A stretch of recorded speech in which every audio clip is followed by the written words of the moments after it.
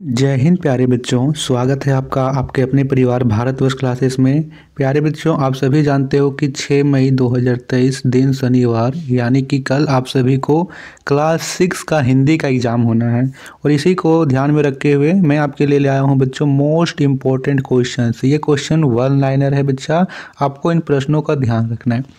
प्यारे बच्चों देखिए, हिंदी एक ऐसा विषय है जिसे आप कहानी के माध्यम से जितना समझिएगा, आपने एक साल आपने जितने भी किताब में पढ़ा बस उसी से प्रश्न आने हैं बच्चों।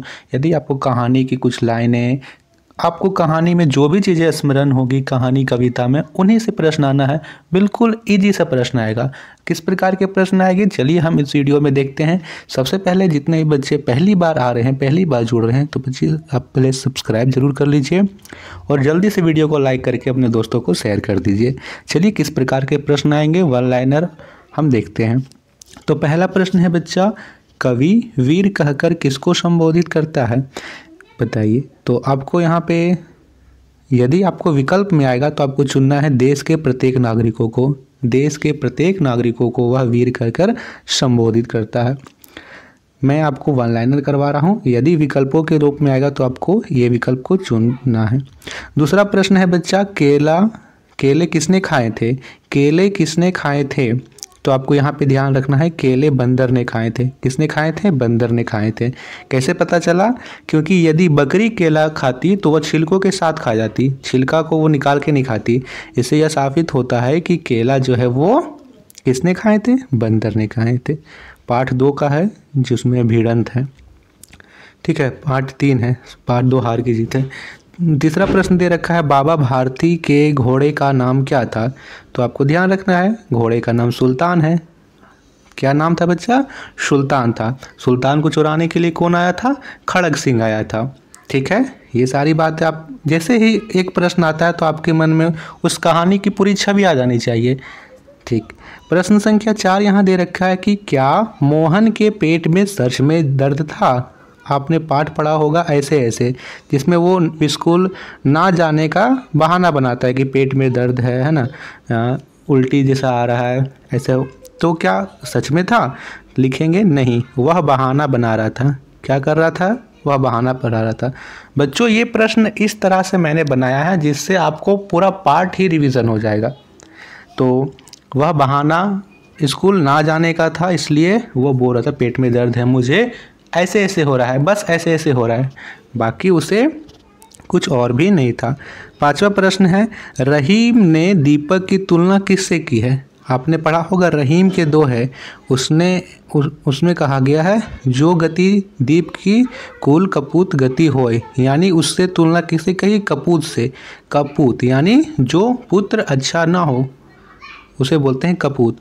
जिस प्रकार दीपक जलता है तो शुरू में तो लगता है कि कितना अच्छा उजाला आ गया, घर का दीपक है। इसी प्रकार यदि पुत्र पैदा होता है घर में तो लगता है कि कितना अच्छा घर में पुत्र पैदा हुआ है, अब इसका जो वंश है या वारिस है वो यही होगा। लेकिन धीरे धीरे जब उसकी संगति खराब हो, जब उसमें अवगुण हो, ठीक है, तो क्या होता है, वो उस पूरे वंश को ही समाप्त कर देता है, उससे बने बनाए घर को ही वो उजाड़ देता है। तो उसी प्रकार जिस प्रकार दीपक जब जलता है तो अच्छा लगता है, तब धीरे धीरे वो बुझने लगता है, दीपक का बढ़ना यानी दीपक का बुझना, तो वो अंधेरा हो जाता है। उसी प्रकार कपूत की भी गति होती है। 7वां प्रश्न, यहाँ 6ठा प्रश्न दिया गया है बच्चा, बेल के बूढ़ा होने पर उसके मालिक ने उसके साथ क्या किया, तो क्या करता है, उसे जंगल में छोड़ देता है।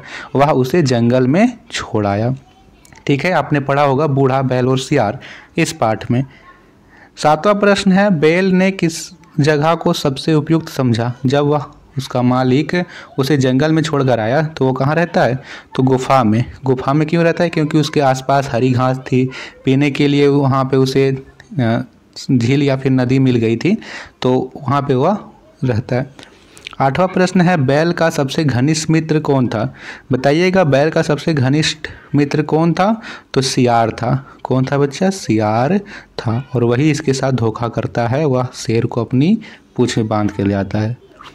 9वां प्रश्न है, जो पंडित जी का पचरा वह पंडिताइन का अचरा, यह बात कौन बोलता था, तो यह बात अकली बुआ बोलती थी। यह पाठ हमने पढ़ा है मानवीय रिश्ता, ठीक है बच्चा। मानवीय रिश्ता पाठ में हमने इस पढ़ा है कि जो पंडित जी का पचरा वो पंडिताइन का अचरा। 10वां प्रश्न है, किसे शल्य चिकित्सा का प्रवर्तक भी कहा जाता है? तो सुश्रुत जी को।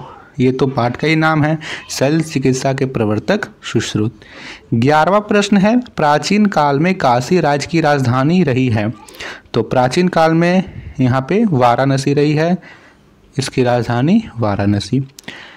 सुश्रुत द्वारा टाँके लगाए जाने के लिए किस तरह के धागे का प्रयोग किया जाता था? तो ये धागे रुई, रेशम और मलमल के बने होते थे। किसका ध्यान रखना है आपको? रुई, रेशम और मलमल के बने धागों का किया जाता था। 13वां प्रश्न है बच्चा, सुंदरता शब्द में कौन सा प्रत्यय है? प्रत्यय क्या होता है? जो शब्द के पीछे जुड़ता है। यहाँ पे शब्द है सुंदर और सुंदर के पीछे जुड़ रहा है ता, तो यहाँ पे कौन सा शब्द होगा बच्चा? प्रत्यय ता होगा। कौन सा होगा बच्चा? ता। यहाँ पे ता प्रत्यय है। प्रश्न क्या अगला दे रखा है, अनुशासन शब्द में कौन सा उपसर्ग है? प्रत्यय होता है जो पीछे लगेगा और उपसर्ग जो होता है वो शब्द का आगे लगता है। क्या होता है? शब्द का आगे लगता है। एक शब्द यहाँ पे दे रखा है शासन, और शासन के आगे हम लगा देंगे अनु, तो क्या हो जाएगा? अनुशासन। तो अनु क्या यहाँ पे शब्द के आगे लग रहा है, और जो शब्द के आगे लगता है उसको क्या बोलते हैं? उपसर्ग। यहाँ पे अनु है। क्या है बच्चा? अनु। 15वां प्रश्न है, कवि का स्त्रीलिंग रूप क्या होगा?